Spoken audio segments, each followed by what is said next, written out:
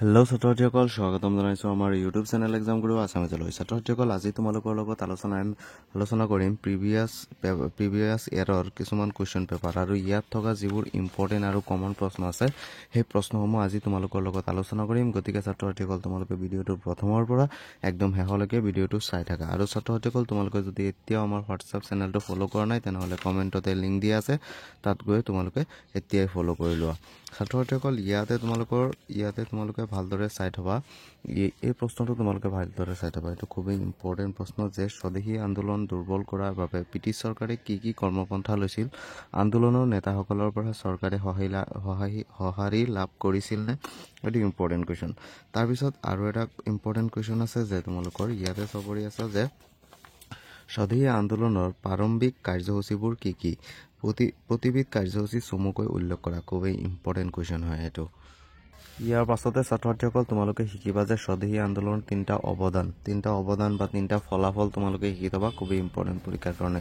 ইয়াৰ পাছৰ ইম্পৰ্টেণ্ট কুৱেশ্যনটো হৈছে যে ভাৰতৰ 1857 চনৰ বিদ্ৰোহৰ কাৰণসমূহ আৰু অসমত ইয়াৰ প্ৰভাৱ চমুকৈ আলোচনা কৰা। বহুত ইম্পৰ্টেণ্ট কুৱেশ্যন তোমালোকৰ পৰীক্ষাৰ কাৰণে 4 মাৰ্কছৰ কাৰণে আহি যাব পাৰে। ইয়াৰ পাছতে ছাত্ৰসকল তোমালোকে ইয়াতে চাব পাৰি আছে অসমত 1857 চনৰ বিদ্ৰোহৰ গুৰুত্বৰ সম্পৰ্কে আলোচনা কৰা। বহুত ইম্পৰ্টেণ্ট কুৱেশ্যন হয় এইটো। তাৰ পাছত ফুলগুৰি ধাৱাটো তোমালোকে শিকিবাই, বহুত ইম্পৰ্টেণ্ট। তাৰ পাছত আৰু এটা ইম্পৰ্টেণ্ট কুৱেশ্যন হৈছে যে সত্যাগ্ৰহ বুলিলে কি বুজা? যি তিনিটা স্থানীয় বিবাদৰ ক্ষেত্ৰত গান্ধীজীয়ে সত্যাগ্ৰহ, এই প্ৰশ্নটো তোমালোকে ভালদৰে চাই থবা। কিতাপতে আছে, কিতাপত থকা যিবোৰ প্ৰশ্ন আছে এই প্ৰশ্নসমূহ পঢ়িলেই তোমালোকৰ হৈ যাব। গতিকে এই প্ৰশ্নখিনি ভালদৰে পঢ়ি ল'বা। ইয়াৰ পিছত ছাত্ৰসকল অসমৰ চিত্ৰকলাৰ ঐতিহ্যৰ বিষয়ে চমুকৈ লিখা। এইটো খুবেই ইম্পৰ্টেণ্ট কুৱেশ্যন। ইয়াৰ পাছত তোমালোকে চাবা এইটো প্ৰশ্ন চাবা যে ভাৰত ত্যাগ আন্দোলনত অসমৰ মানুহৰ ভূমিকা সম্বন্ধে সংক্ষেপে আলোচনা কৰা। বহুত ইম্পৰ্টেণ্ট কুৱেশ্যন। ইয়াৰ পাছত সৰু কুৱেশ্যনৰ কাৰণে তোমালোকে ইয়াতে চাব পাৰি আছা, এনেকুৱা ধৰণৰ 4 মাৰ্কছত আহিব পাৰে যে মৰুকৰণৰ প্ৰধান কাৰণসমূহ। তাৰপিছত ইয়াতে সম্পদ আৰু বিজ্ঞান প্ৰযুক্তিৰ মাজত থকা চমুকৈ সম্পৰ্ক লিখা। ইয়াৰ পাছতে তোমালোকে ইম্পৰ্টেণ্ট কুৱেশ্যন যদি তোমালোকক দেখুৱাও, এইটো প্ৰশ্ন ভালদৰে পঢ়িবা যে অসমৰ জনসংখ্যা বৃদ্ধিৰ কাৰণবোৰ চমুকৈ বিশ্লেষণ কৰা। বহুত ইম্পৰ্টেণ্ট কুৱেশ্যন। ইয়াৰ পাছত আৰু এটা ইম্পৰ্টেণ্ট কুৱেশ্যন হৈছে যে অসমৰ পৰিবহণ ব্যৱস্থাৰ উন্নয়নৰ অন্তৰায় হিচাপে দেখা দিয়া প্ৰধান কাৰণবোৰ উল্লেখ কৰা। এইটো কিতাপত আছে, তোমালোকে ভালদৰে পঢ়িবা। এই পইণ্টকেইটা পঢ়িবা, 5 মাৰ্কছৰ কাৰণে তোমালোকৰ পৰীক্ষাত আহি যাব পাৰে। তাৰপিছত আৰু এটা বস্তু পঢ়িবা তোমালোকে, প্ৰদূষণ মানে কি? প্ৰদূষণ, মাটি প্ৰদূষণ, বায়ু প্ৰদূষণ আৰু কি পানী প্ৰদূষণ, এইখিনি তোমালোকে ভালদৰে পঢ়ি থবা। আৰু ছাত্ৰসকল তোমালোকে এটা বস্তু আঁকি শিকিবা, এইটো হৈছে অসমৰ মেপ। এনেকুৱা ধৰণৰ প্ৰশ্ন এটা পাবাই যে অসমৰ মানচিত্ৰ আঁকা বুলি, আৰু তলত কিছুমান ঠাই দিয়া থাকিব সেইবোৰ বহাবলৈ। গতিকে এইটো তোমালোকে ভালদৰে পঢ়িব লাগিব। আৰু এটা ইম্পৰ্টেণ্ট কুৱেশ্যন হৈছে যে সম্পদ সংৰক্ষণ বুলিলে কি বুজা? ইয়াৰ প্ৰয়োজনীয়তা কি আলোচনা কৰা। বহুত ইম্পৰ্টেণ্ট কুৱেশ্যন। ইয়াৰ পাছতে নেক্সট আৰু এটা কুৱেশ্যন আছে, সেই প্ৰশ্নটো মই তোমালোকক দেখুৱাই আছোঁ।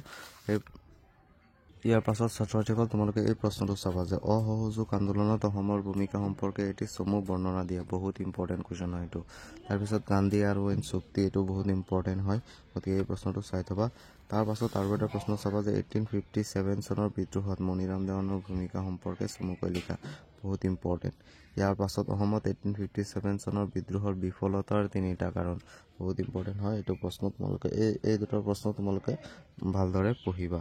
তাৰপিছত তোমালোকে পঢ়িব লাগিব ইয়াৰ পৰা এইখিনি প্ৰশ্ন তোমালোকে চাবা। আৰু এই প্ৰশ্নটো চাবা যে মহাদেশীয় বিস্তাপন বা সঞ্চাৰণ সূত্ৰ অনুসৰি পৃথিৱীৰ অৱস্থা আদিতে কেনে আছিল?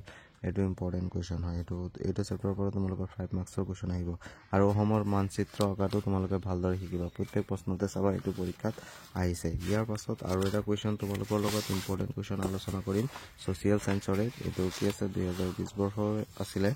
গতিকে ইয়াত থকা কি ইম্পৰ্টেণ্ট কুৱেশ্যন আছে, ইয়াৰ পৰা তোমালোকে এই প্ৰশ্নটো চাবা 1857 চনৰ বিদ্ৰোহৰ বাবে অসমত হোৱা প্ৰভাৱসমূহ উল্লেখ কৰা। বহুত ইম্পৰ্টেণ্ট কুৱেশ্যন। তাৰপিছত পথৰুঘাটৰ কৃষক বিদ্ৰোহৰ ওপৰত এটি টোকা লিখা। বহুত ইম্পৰ্টেণ্ট কুৱেশ্যন। তাৰপিছত আৰু এটা ইম্পৰ্টেণ্ট কুৱেশ্যন মই তোমালোকক দেখুৱাই আছোঁ। এই প্ৰশ্নটো হৈছে পানীৰ প্ৰদূষণ কেনেকৈ হয়? মই অলপ আগত কৈছোঁ, বহুত ইম্পৰ্টেণ্ট। তাৰপিছত আৰু ইম্পৰ্টেণ্ট কুৱেশ্যন হৈছে এইটো প্ৰশ্ন তোমালোকে চাবা যে অসমত অসহযোগ আন্দোলন কেনেকৈ প্ৰসাৰ লাভ কৰিছিল। বহুত ইম্পৰ্টেণ্ট প্ৰশ্ন 5 মাৰ্কছৰ কাৰণে। তাৰপিছত স্বাধীনতা আন্দোলনৰ সময়ত কেনেকৈ অসমীয়া জনজাতীয় চেতনাৰ উত্থান হৈছিল, এইটো ইম্পৰ্টেণ্ট। বহুত ইম্পৰ্টেণ্ট কুৱেশ্যন গতিকে ছাত্ৰ-ছাত্ৰীসকল এই প্ৰশ্নসমূহ তোমালোকে ভালদৰে পঢ়া তাৰ পাছত যদি কিবা বাকী আছে সেই বাকী প্ৰশ্নসমূহ পাছত পঢ়িবা তাৰপিছত তোমালোকে পঢ়িব লাগিব ইয়াৰ পৰা মই আৰু কিছুমান ডাঙৰ কুৱেশ্যন দেখুৱাই আছোঁ এই কুৱেশ্যনৰ ভিতৰত তোমালোকে চাবা এইটো ইয়াতে চাবা যে সম্পদ বুলিলে কি বুজা উদাহৰণ সহ ইয়াৰ প্ৰধান বৈশিষ্ট্যসমূহ উল্লেখ কৰা বহুত ইম্পৰ্টেণ্ট কুৱেশ্যন তাৰপিছত জনসংখ্যা বিতৰণৰ ওপৰত এটি টোকা লিখা বহুত ইম্পৰ্টেণ্ট তাৰপিছত অসমত অৰ্থনৈতিক উন্নয়নৰ 3টা সমস্যা লিখা গোলকীয় উত্তাপ বৃদ্ধিৰ 3টা ফলাফল লিখা গতিকে এইকেইটা প্ৰশ্ন বহুত ইম্পৰ্টেণ্ট পৰীক্ষাত এনেকুৱা ধৰণৰ প্ৰশ্ন আহিব বেলেগ প্ৰশ্ন নাহে ছাত্ৰ-ছাত্ৰীসকল তথাপিও তোমালোকে ইয়াৰ পাছত তোমালোকে আৰু এটা 5 মাৰ্কছৰ কাৰণে চাব পাৰা যে এছিয়া মহাদেশৰ প্ৰাকৃতিক বৈশিষ্ট্যসমূহ আলোচনা কৰা এইটো বহুত ইম্পৰ্টেণ্ট তোমালোকে এই প্ৰশ্নটো ভালদৰে চাই থবা ইয়াৰ লগতে এইটো প্ৰশ্ন চাই থবা যে মহাসাগৰসমূহৰ বিতৰণ আৰু বৈশিষ্ট্যসমূহ বৰ্ণনা কৰা বহুত ইম্পৰ্টেণ্ট আৰু খুবেই গুৰুত্বপূৰ্ণ এইটো প্ৰশ্ন তাৰপিছত এইকেইটা প্ৰশ্ন তোমালোকে চাই থবা ভালদৰে ইয়াতে আৰু কিছুমান কুৱেশ্যন আছে এই কুৱেশ্যনসমূহ চাই থব পাৰা গতিকে অসমত ৰেল পৰিবহণ উন্নয়নৰ বিষয়ে এটি খতিয়ান লিখা যাৰ অসমৰ পৰিবহণ ব্যৱস্থাৰ সমস্যাসমূহ কি কি আছে এনেকুৱা ধৰণৰ কুৱেশ্যন আহিব গতিকে এই প্ৰশ্নসমূহ ভালদৰে চাই থবা গতিকে ছাত্ৰ-ছাত্ৰীসকল আজিৰ ভিডিঅ'টো আছিল ইমানেই যদি ভিডিঅ'টো চাই অলপ ভাল পালা তেনেহ'লে ভিডিঅ'টোত এটা লাইক কৰি দিবা আৰু আমাৰ চেনেলত যদি নতুনকৈ আহিছা তেনেহ'লে প্লিজ আমাৰ চেনেলটো ছাবস্ক্ৰাইব কৰি দিবা